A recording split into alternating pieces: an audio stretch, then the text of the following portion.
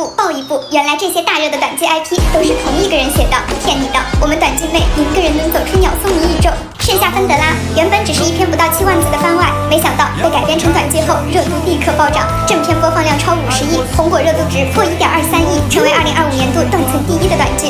当别的短剧还在加快节奏、突出爽感的时候，盛夏芬德拉却愿意慢下来，用最细腻的镜头拍出了最伟大的引导型恋人。你信不过我对你的承诺，但是你要相信你自己的眼光，你爱的人不会那么差。男主周慎安虽然是商业精英人设，但完全不是传统的霸道总裁，他会在女主泡澡时克制的别过头，偷偷学习2个月，只为了给她做碗面。这种笨拙的真诚最打动人了。女主白青梅因为妈妈自杀的阴影，不敢轻易交付真心，因此察觉到自己动心后，第一反应是逃走。但拧巴的人果然还是需要一个推不开的恋人。是我没有早点告诉你，我像你爱我一样爱你。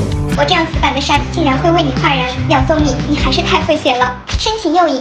作为鸟松米写的第1部长篇连载，番茄评分9.3，改编成短剧后播放量轻松破10亿。看剧名以为是部狗血甜宠剧，点开才发现能把人虐到哭。你花了半年时间爱我，我用了2年半才走出来。周燕京和林雨熙2位主角都有各自的性格缺陷，但就是因为这份不完美，才让人能够共情。一个以为他从没爱过自己，明明是吃醋在意，但偏偏要嘴硬阴阳。老公都能认错，是不是跟他跟到了床上，才发现那个人不是我呀？一个一直以为自己只是替身，没有被真正爱过。我盼着冷着江南，嘲笑我的脆弱。看完这部剧才知道，2个都没长嘴的人谈起恋爱有多虐心。先婚后爱，追妻火葬场，破镜重圆，要素堆满了，却一点也不俗套，反而让人看进去了就走不出来。他过分点，原著累计900万人阅读，番茄评分9.4，历史上榜7次。这个过分也真的过分权威了。爱憎分明的大小姐和腹黑太子爷，这种设定无论多少年了，看到还是走不动道。女主宋双旭原本暗恋自己没有血缘关系的哥哥，却在回国时偶然和太子爷贺廷舟有了交集。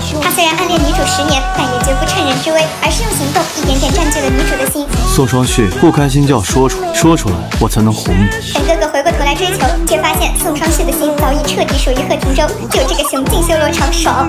我不像你，喜欢一个女人还瞻前顾后，我要定的，就算天王老子来了，也管不到我头上。你问为什么后来者居上？因为他又真又强啊！带感的设定，双向奔赴的拉扯，每一部的 CP 都让人磕到上头，还改编一部爆一部，短剧收视女王来的。鸟松米，我愿封你为短国里的顾漫。